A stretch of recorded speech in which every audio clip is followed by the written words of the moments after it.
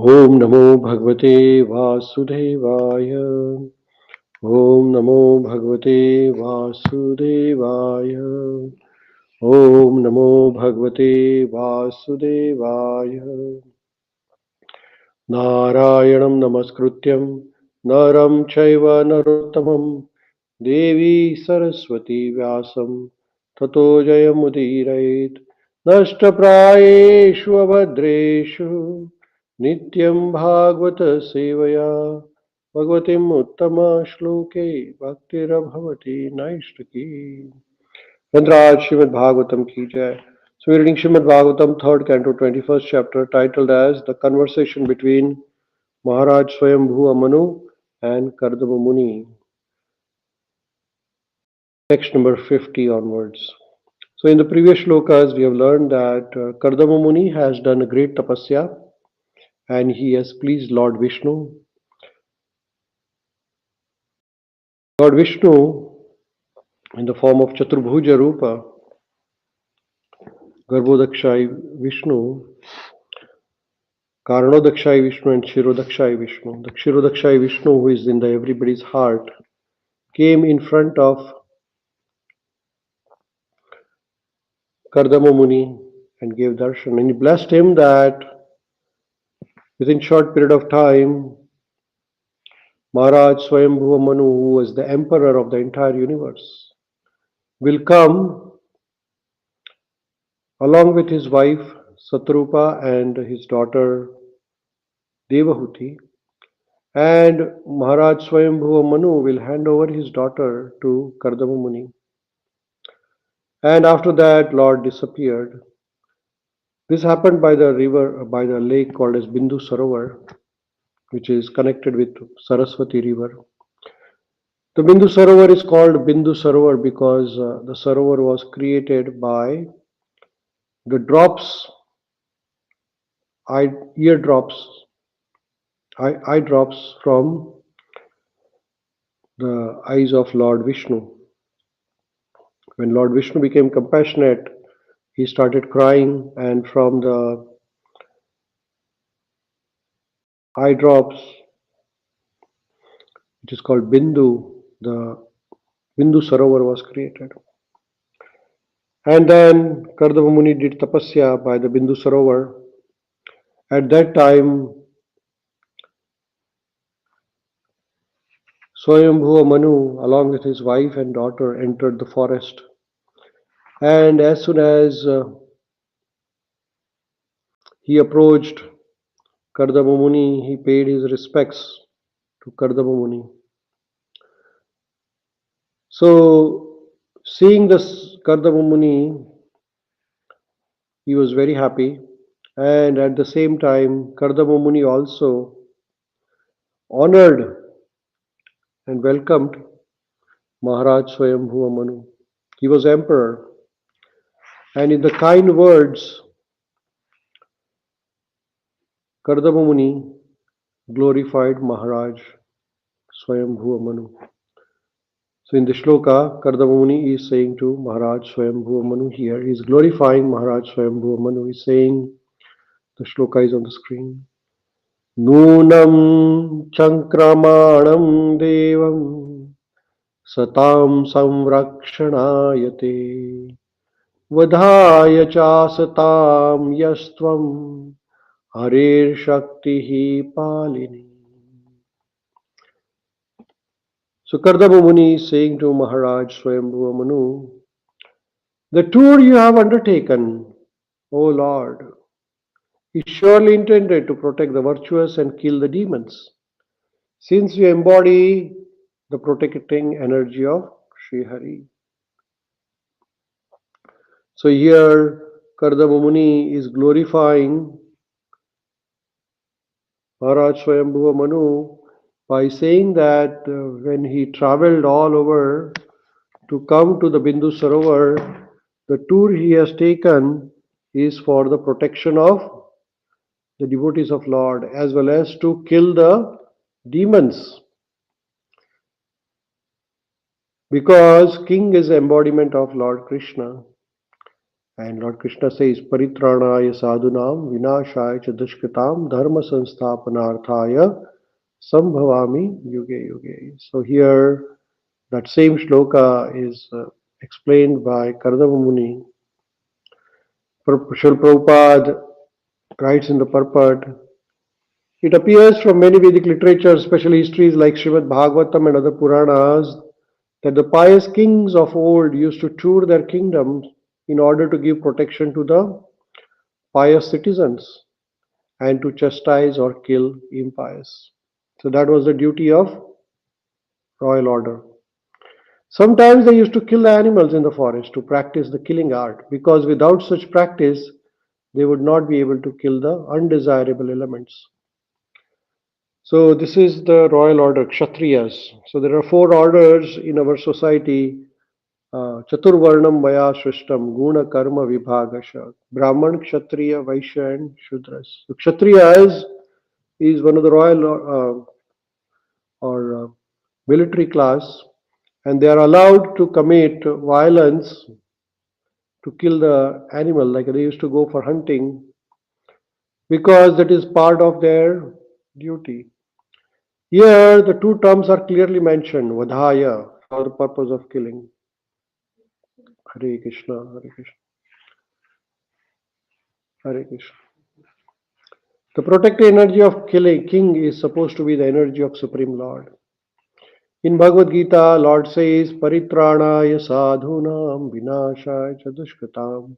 The Lord descends to give protection to the pious and to kill the demons. Therefore, the potency is to give protection to the pious and kill the demons or undesirables is directly an energy from Supreme Lord. And the king or the chief executive of state is supposed to possess such energy. In this age of Kali Yuga, it is very difficult to find such head of state who is expert in punishing the undesirables. The modern heads of state sit very nicely in their palaces and try without reason to kill innocent people. So this was in the olden times. In the modern times, Kshatriyas are no more there. Further, Kardama Muni is glorifying Maharaj Swayambhuva Manu. He is saying, Yo akendva agnindra vayum yama dharma prachetasam rupani sthana adaste tasme shuklayate namaha. Kardama Muni is saying, when necessary, you assume the part of the sun god, the moon god, Agni, the fire god, Indra, the god of paradise, Vayu, the wind god, Yama, the god of punishment, Dharma, the god of piety, and Varuna, the god presiding over the waters. All obeisances to you, who are none other than Lord Vishnu. So here, Kardama Muni is saying that the king represents all the devtas, all the Devi devtas, and ultimately Lord Vishnu himself. Srila Prabhupada is explaining, since the sage Kardama was Brahmana and Swayambhuva Manu was Kshatriya, a sage was not supposed to offer obeisances to the king because socially his position is greater than the king. So there is a Brahmana and there is a Kshatriya. Now Brahmana is higher than a Kshatriya. But still Kardama Muni, even though his position is higher, he is paying respects to Kardama Muni is paying respect to Swayambhuva Manu. Because socially the king's position is representation of Vishnu. But he offered his obeisances to Swayambhuva Manu because the king or the emperor is representative of Lord. The Supreme Lord is always worshipable regardless of whether one is Brahmana, Kshatriya or Shudra. As the representative of Supreme Lord, the king deserved the respectful obeisances from everyone. Next shloka it says, Kardama Muni further glorifying Maharaj Swayambhuva Manu. He is saying, Na yada ratham asthaya jaitra maniganarpitam vishpurarjata chanda kodando Rathena Trayashan Aghan Swasainya Charana Akshunnam Vepayam Mandalam Bhuva Vikarshan Brahatam Senam Prayasi Amasum Iva Tadeva Setavaha Sarve Varnashrama Nibandana Bhagavat Rachita Rajan Bhiran Bhata Dashibhu. Translation. Kardama Muni is saying, if you did not mount your victorious jeweled chariot, whose mere presence threatens the culprit, if you did not produce fierce sound by twanging of your bow, and if you did not roam about the world like a brilliant sun, leading a huge army whose trampling feet cause the globe of earth to tremble, then all the moral laws governing the varnas and ashramas created by the Lord Himself will be broken by rogues and rascals. Here, Kardama Muni is saying that it is the duty of the king to protect four divisions, four varnas and four ashramas. It is the duty of king to protect everybody. If he doesn't do, then all the rogues, the bad elements will destroy the whole society. Srila Prabhupada is explaining, it is the duty of responsible king to protect social and spiritual orders in the human society. The spiritual orders are divided into four ashramas: Brahmacharya ashram, Grihastha, Vanaprastha and Sannyas ashram. The four social orders according to work qualifications are made up of Brahmana, Kshatriya, Vaishya and Shudra. So there are four varnas and four ashramas. So four varnas are Brahman, Kshatriya, Vaishya and Shudra. And four ashramas are Brahmacharya ashram, Grihastha ashram, Vanaprastha and Sannyas ashram. These four social orders, according to the different grades of work and qualification, are described in Bhagavad Gita. So Lord Krishna in Bhagavad Gita says, Chaturvarnam maya shushtam guna karma vibhagasha. So these four varnas and ashramas, they are created by Lord Krishna himself. These social orders, they are created according to the work and qualification. Unfortunately, for want of proper protection by responsible kings, the system of social and spiritual orders have now become a hereditary caste system. So that is not good. So the varnas and ashramas were divided upon work and qualifications. But now, unfortunately, it is said that the people are becoming Brahmanas just by birth. It is not by birth. The Brahmana is Brahmana by his qualification, by the duties. If somebody is born in a Brahmana family, but if he is doing the wrong things, if eating meat or drinking alcohol, then he is no more Brahmana. So Brahmana's work is to educate the people. That is the role of Brahmanas. So unfortunately, the four orders now have become the hereditary. But this is not the actual system. Human society means that the society which is making progress towards spiritual realization. The most advanced human society was called as Arya. Arya refers to those who are advancing. So the question is, which society is advancing? Advancing does not mean creating unnecessary necessities and thus wasting human energy in the so-called material comfort. Advancement does not mean material or economic advancement. The real advancement is advancement towards spiritual realization. What is that? Spiritual realization is that we are spirit souls and we are here to serve Krishna. The community which acted towards this end was known as Aryan civilization. So the community, a human society which progresses towards the spiritual realization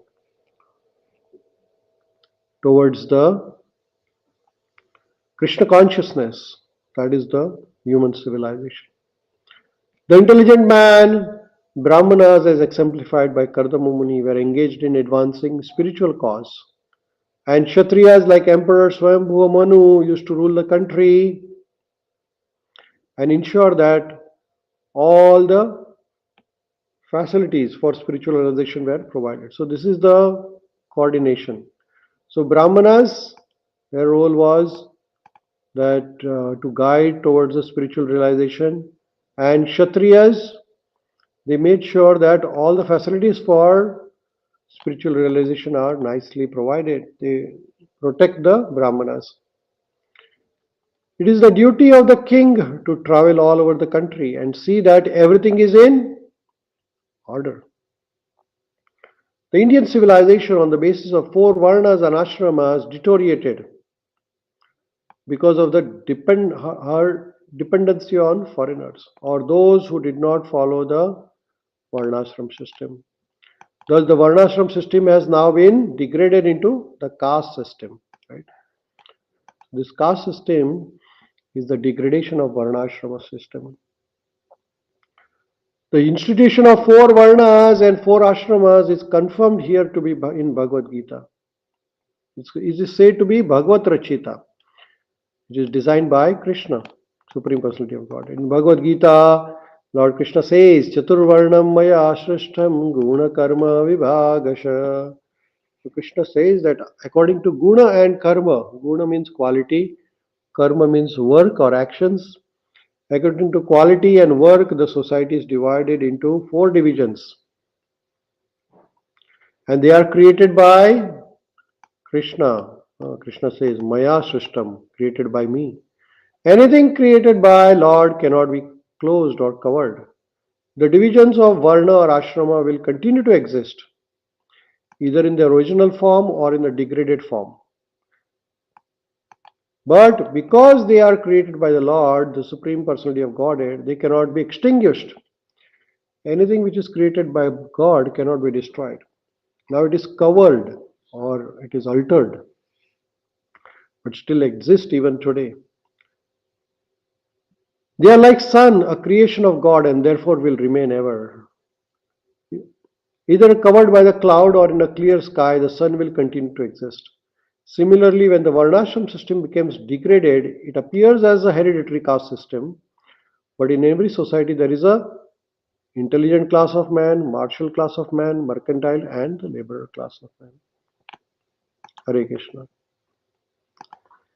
When they are regulated for cooperation among the communities according to Vedic principles, then there is peace and spiritual advancement. Hare Krishna. But when there is hatred and malpractice, the mutual mistrust in the caste system, the whole system becomes degraded as stated herein. It creates a deplorable state. At present moment, the entire world is in a deplorable condition because of giving rights to so many interests. This is degradation of the 4 varnas and ashramas. So here Srila Prabhupada is saying that 4 varnas and ashramas are now degraded into the caste system, and that is why nobody is following the social order. Like the body has 4 divisions: head, then chest, then belly, and legs. And to survive, you need everything. You need head, you need middle part of the body, you need legs, everything is required. Similarly, Brahmanas are the head of the society, Kshatriyas are the arms of the society, Vaishyas are the belly of the society, Shudras are the legs of the society. But if any of this does not exist, then the society is in disturbance. And these varnas and ashramas were created by Lord Krishna himself. Chaturvarnam maya srishtam. But then it got deplored and it is into a caste system. That is why the society is not functioning. So we'll pause here. We'll continue our discussion tomorrow.